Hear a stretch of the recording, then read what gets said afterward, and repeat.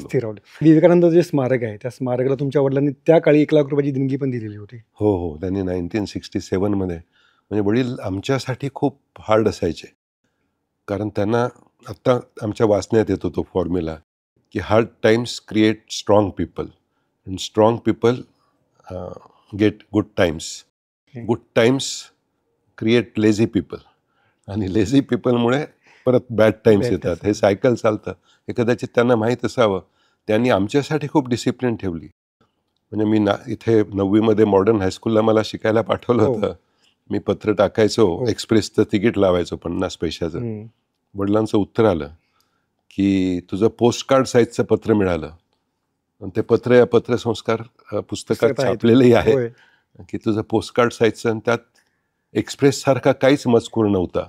पोस्टकार्डला 10 पैसे लागतात आणि तू 50 पैशाचं तिकीट लावलं. दिस इज अ नॅशनल वेस्ट. म्हणजे त्यांचं मी नागपूरला शिकायला गेलो. मी म्हटलं आता मला स्कूटर द्या. त्यांचं पत्राला हॉस्टेल आणि कॉलेज शेजारी आहे. सुरुवातीला तू सायकल वापर, पुढे बघू. ओके. आणि मी मग माझ्या स्कॉलरशिपमधनं नॅशनल मेरिट स्कॉलरशिप मिळायची, त्याचे पैसे जमवून 6 महिन्याने सायकल घेतली. त्यावेळेस वाईट वाटायचं या गोष्टींचं, पण आज ते महत्त्व पटतं की hard times had created us. त्या सगळ्या वातावरणामुळे आता काही कशाची चिंता वाटत नाही. कशालाही सामोरं जाऊ शकतो, ही हिंमतही त्या सगळ्यातनं आली. आणि ॲडव्हर्सिटीतनं लोक घडतात. आता तुम्ही पाहतात मारवाडी जहाँ न पहुंचे बैलगाडी वहाँ पहुंचे मारवाडी. कारण तिथे राजस्थानमध्ये सगळंच ॲडव्हर्स कंडिशन होत्या. पाणी नाही, वाळवंट, शेती नाही. त्यामुळे लोक दुनियाभर स्प्रेड झालेत आणि खूप हार्डवर्किंग आहेत आधीपासून. अच्छा.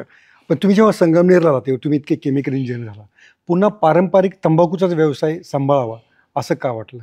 एकतर मी सगळ्यात परिवारात एल्डेस्ट होतो आणि तिथे भरपूर करायचा स्कोप होता. ऑटोमेशन करायचा, ऑफिस ऑटोमेशन, फॅक्टरी ऑटोमेशन.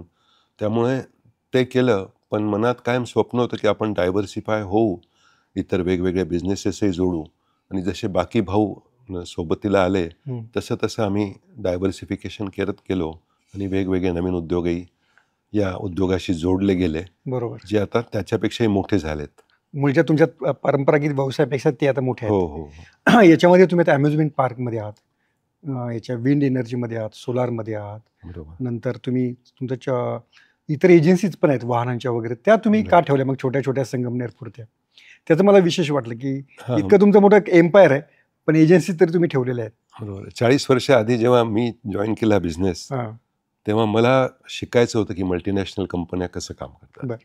सगळ्यात बेस्ट रोल मॉडेल टोबॅको इंडस्ट्रीमध्ये होतं ITC. ITC ही कंपनी सिगरेट कंपनी आहे टोबॅकोतली. सेन्सेक्समध्ये ज्या 30 कंपन्या होत्या 1986 सेन्सेक्स जेव्हा झाला, त्या 30 पैकी आता फक्त 5 कंपन्या आहेत. बाकी 25 रिप्लेस झाल्या, दुसरे आल्या आणि 25 बाहेर फेकल्या गेल्या. जे बदलले नाही, ज्यांनी स्वतः काही चेंजेस केले नाहीत, ते बाहेर फेकले गेले. त्यात ITC अजून टिकून आहे. बरोबर. त्यामुळे आम्ही ITCची एजन्सी घेतली. मी स्वतः ITCच्या त्या मॅनेजरला रिपोर्ट करायचो. तो जसं यायचा आणि ज्या पद्धतीने प्रश्न विचारायचा, म्हणजे आज 30 वर्ष 35 वर्ष आधी संगमनेरच्या गणेश पान स्टॉलवर किती व्हील्सची विक्री होते हा आकडा त्यांच्याकडे असायचा. आता डाटा मॅनेजमेंट खूप इझी झाली आहे. बरोबर. मोबाईलमुळे, कॉम्प्युटरमुळे. पण त्यावेळेस ही माहिती ठेवणं हे विशेष होतं. अनेक गोष्टी त्यांच्याकडनं शिकायला मिळाल्या की मल्टीनॅशनलचं कल्चर आणि कसं ते ॲग्रेसिव्हली काम करतात. ओके.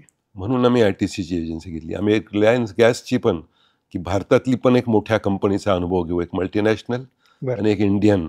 ओके. त्यामुळे रिलायन्स इतक्या थिन मार्जिनवर इतकं पळायला लावते. तुम्हाला सगळी इन्व्हेस्टमेंट करायची आहे, कॅश पेमेंट आहे, क्रेडिटमध्ये वाटा, आणि प्रचंड मेहनत करून घेते तुमच्याकडनं.